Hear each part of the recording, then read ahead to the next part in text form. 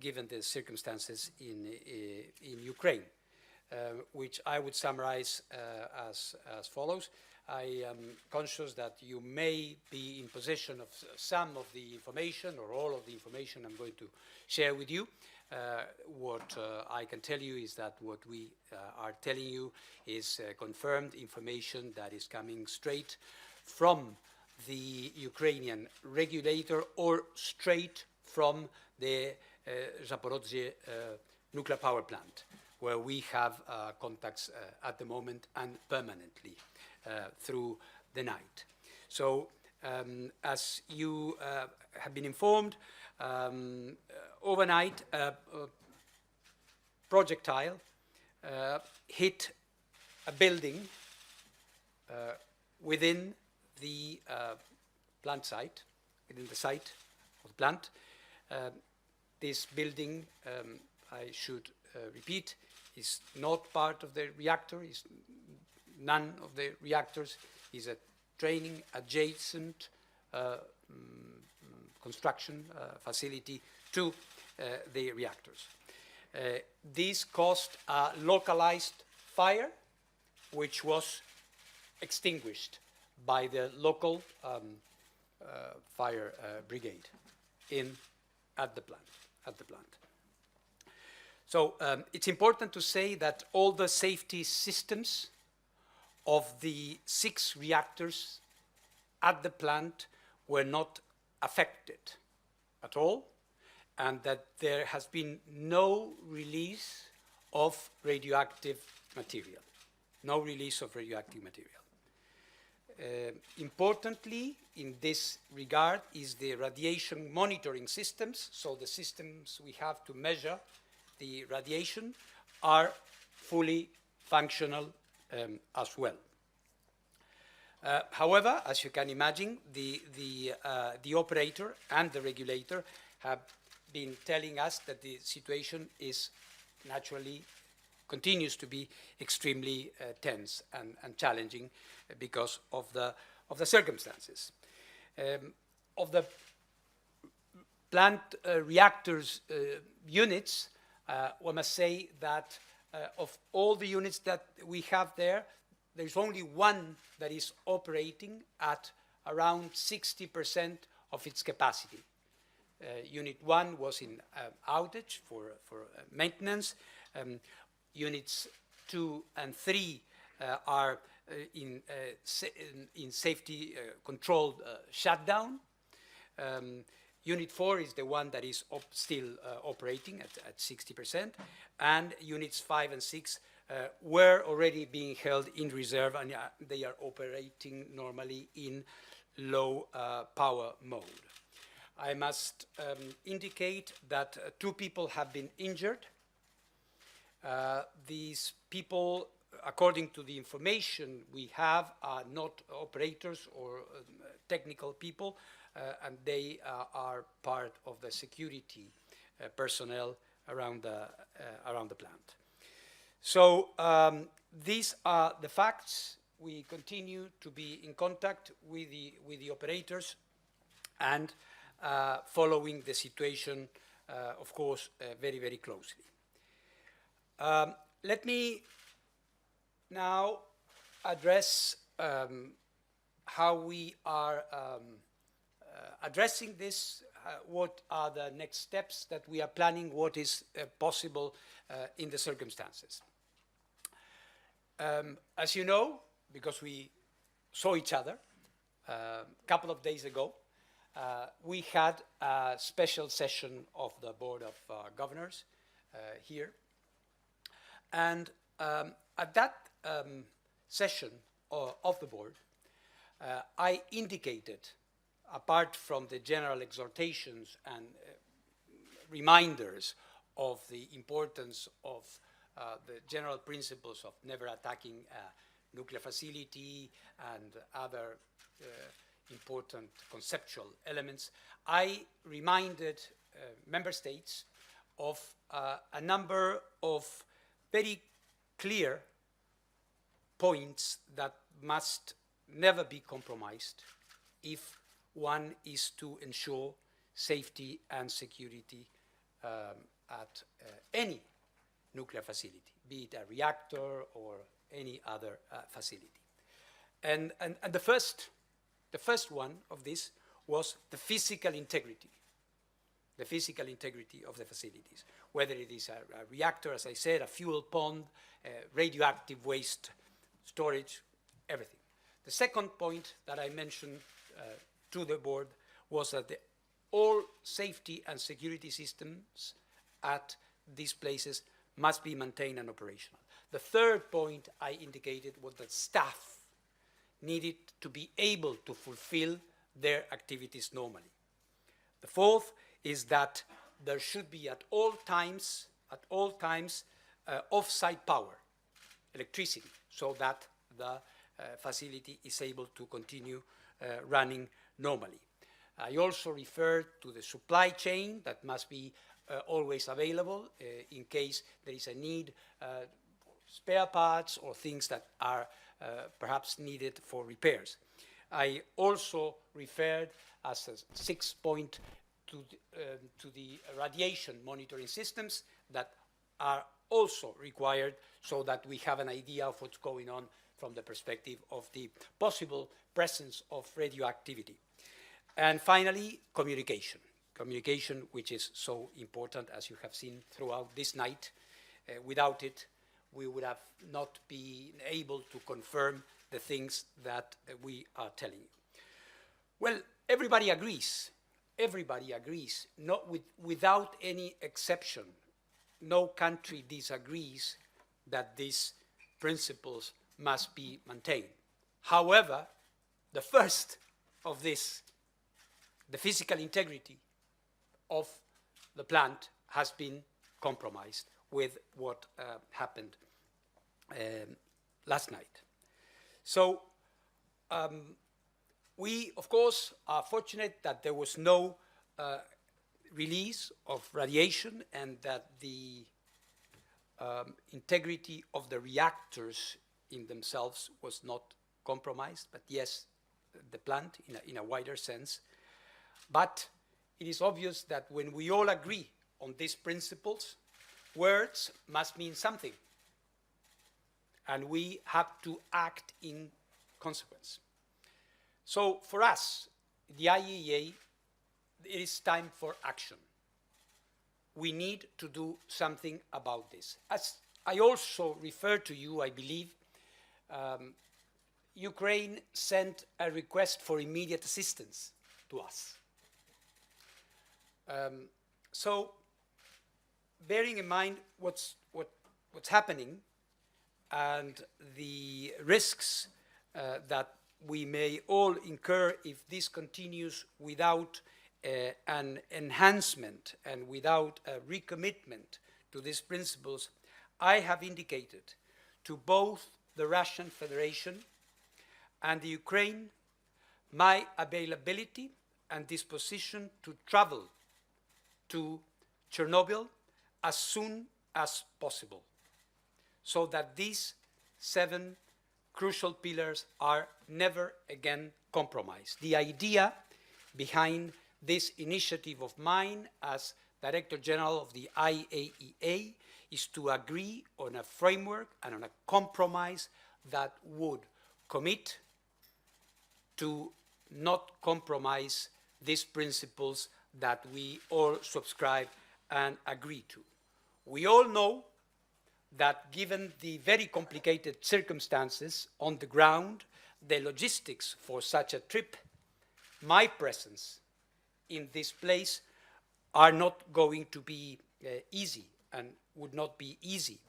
But at the same time, I believe they wouldn't be impossible. If we are to extend assistance, we have to be there. And the first to be there must be the head of the IAEA. I want to make clear one point.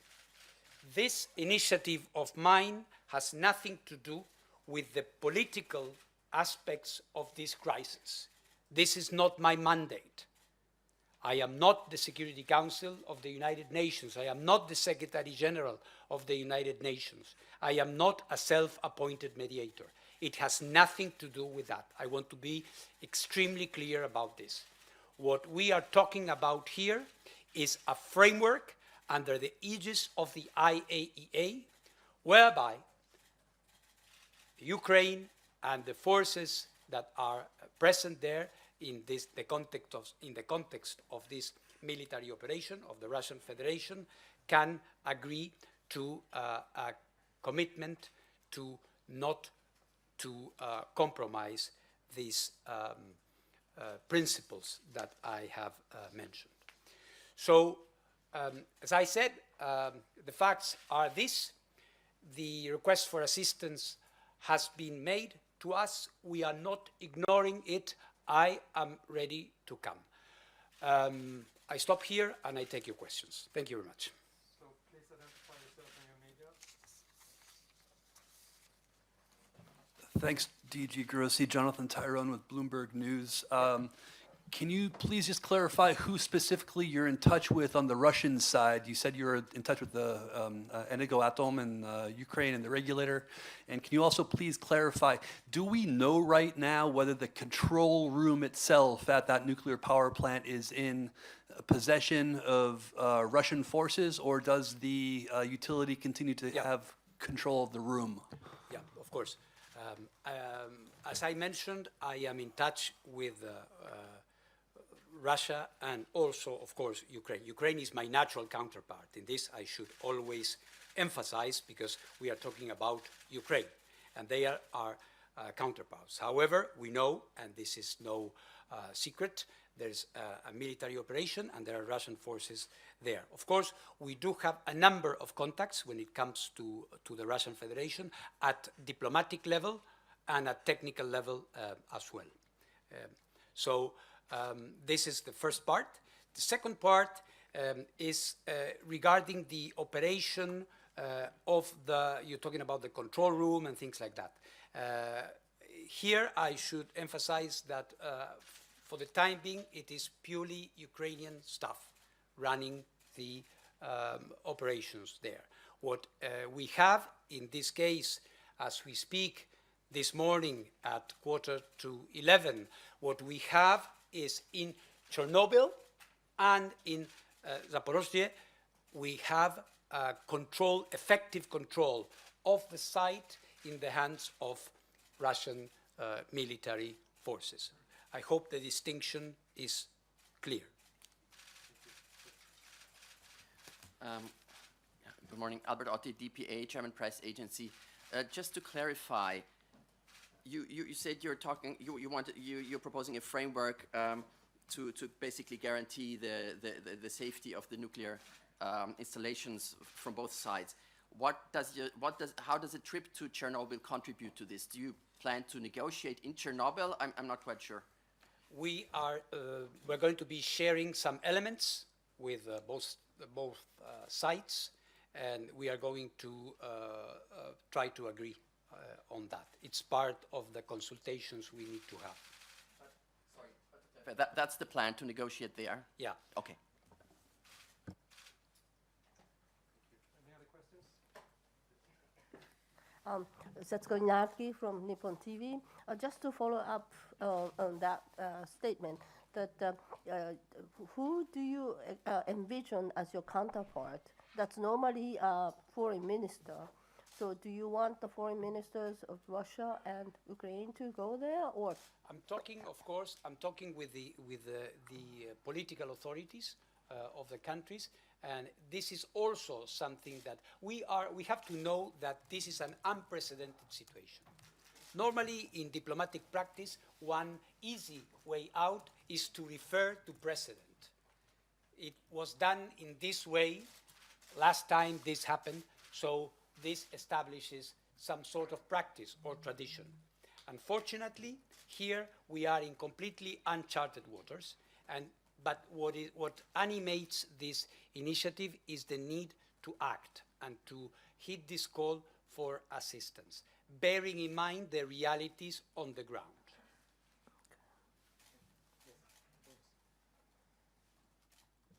Thanks, Lawrence Norman, Wall Street Journal. A couple of questions. I'll keep it to a couple of questions. Do you know who was responsible for the projectile that hit the site? Was it Ukrainian forces, as the Russians are claiming, or was it the Russians? And what have the Russians said to you about about sending a team there for assistance? And what have they said about your idea for a trip? Yes or no? Thank you very much. What we understand is that this projectile is a projectile that is coming from the Russian forces. And we do not have details about what kind of projectile this is. Could be many different things. This is what we understand being the situation. And what in terms of saying yes or no, both sides are considering it.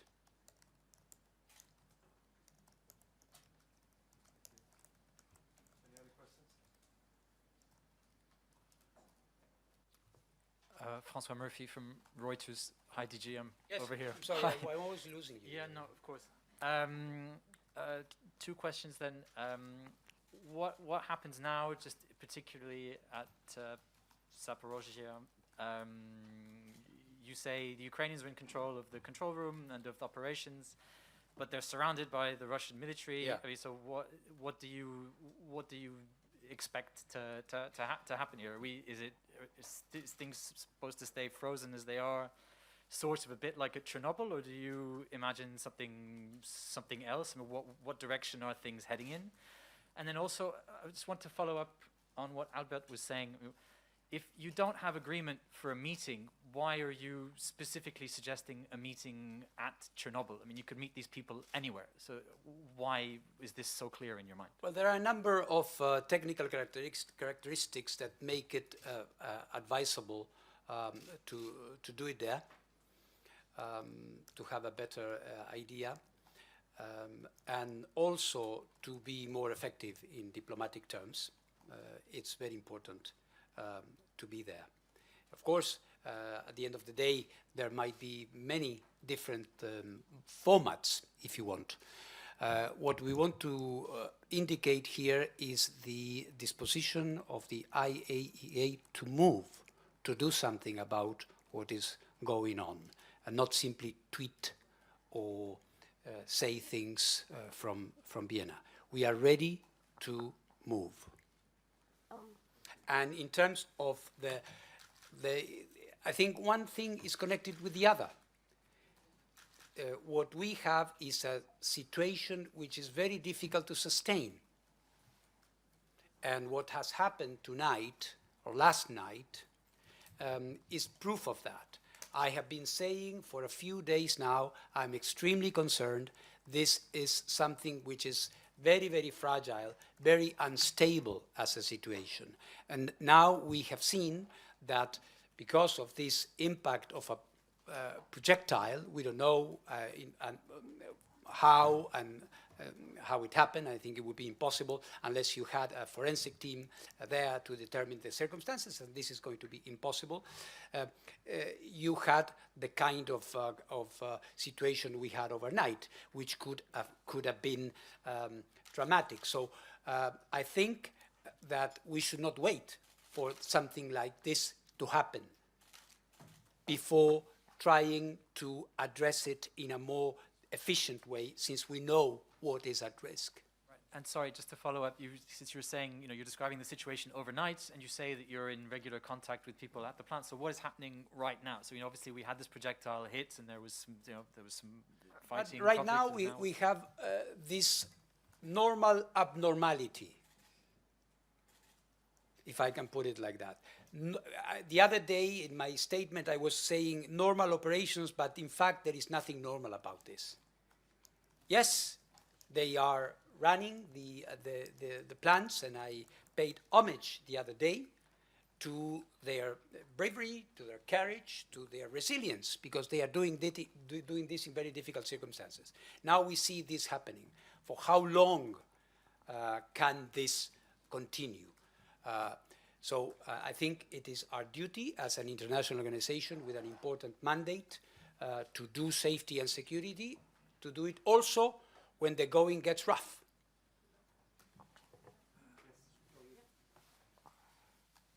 Hello, DG. This is Jordi from Agencia EFE. Jordi? We're talking here about Chernobyl and this one big site. Do you have any information about the other nuclear plants? Is there any risk there? Have you get any information? Not at or the is- moment. And it's good, thank you for putting up the slide. What you see here are the 6 reactors. 1, 2, 3, 4, 5, 6. We have this blue here in this unit, which is the one operating at 60%. Now, this is the one. And this is the building. For you to have an idea, this is more or less 1 kilometer. And this here is the training center which was impacted by this problem here and where there was this fire. All right? So I think this is, thank you to the team for having put up this, because this gives you an idea. So this is the site. It's a very big site. All right? Yes, Jonathan. Okay, thanks for the follow-up. So there's obviously another plant with 3 units, the southern plant that's near Odessa. Potentially more concerning, I want to hear your feedback on the VVER 440 Type 213 reactors that are operating in Rivne. Those have been units of concern to European regulators and the IAEA for decades. Are these issues that that you want to talk about in Chernobyl specifically? And then just briefly, you don't have any safety standards about proper procedures in a time of war. By showing us this picture up there, are you suggesting that the proper procedure would be to cold shut down all reactors in the middle of a zone? I'm not suggesting that. Okay. Mind you, there are references to armed conflict and to accidents. There are general differences. Perhaps my Deputy Director General, who is an international expert on this, could clarify it. But there are generic references, if I'm not mistaken, to this. So there are some references that are applicable. And of course, I mean, you are pointing to a pre-existing situation, which is more of a structural nature about the safety of a type of reactor. This is not the time or the moment or the occasion to be dealing with that. What we are trying to address here is the situation derived from this particular. I'm sorry, but that reactor has a very shallow containment. That doesn't have the kind of depth of defense that these reactors do. You just got out of a really, you know, we're fortunate, but that reactor has a completely different containment structure. I take your point. Yeah. Between line, I kind of sense that after the negotiation, if it were to take place, or even without that, do you have a plan to place IAEA personnel in Ukraine to assist their normal operation Well, under emergency? Thank you for the question. The first thing that we must have is a framework within which to operate. And I would never put my staff in harm's way before going myself and trying to set up these conditions. If those conditions were met, then one could envisage that. But we are not at that point yet. Thanks a lot. DG, you obviously didn't have the weekend upcoming off. You were supposed to go on a slightly important trip to Tehran. Is that going ahead, and would any visit to Chernobyl or Ukraine be after that? Thanks. No, I would say I am still, of course, going to visit Tehran on this very important official visit to try to address issues that we have discussed on different occasions. And regarding my proposal for a visit and a negotiation to Ukraine, no, it's not part of this. As I said, I am consulting Ukraine, of course, first and foremost, and Russia as well, to see how we could organize that. So it would be after your return from Tehran? God willing, yeah.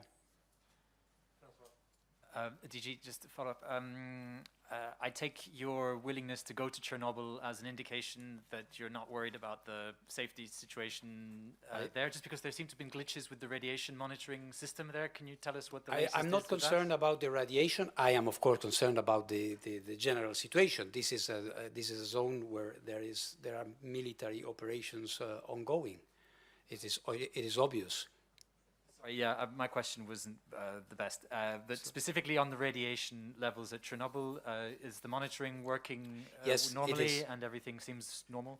It is. Well, everything normal, I wouldn't say. There are glitches, but nothing that would constitute a major issue at the moment in terms of the radiation monitoring systems which are in operation. Thank you very much. Any further questions? Last one? Yeah. Yes. David Albright from ISIS asks me to ask you if you can say anything about the safety of the spent fuel in this power plant. There is no issue with it. There's no problem. There hasn't been any reported situation with regards to the to this issue of the waste stored there. Well, I thank you very much. We will be keeping you informed of developments, and perhaps we will be seeing each other after my mission to Tehran. Thank you very much.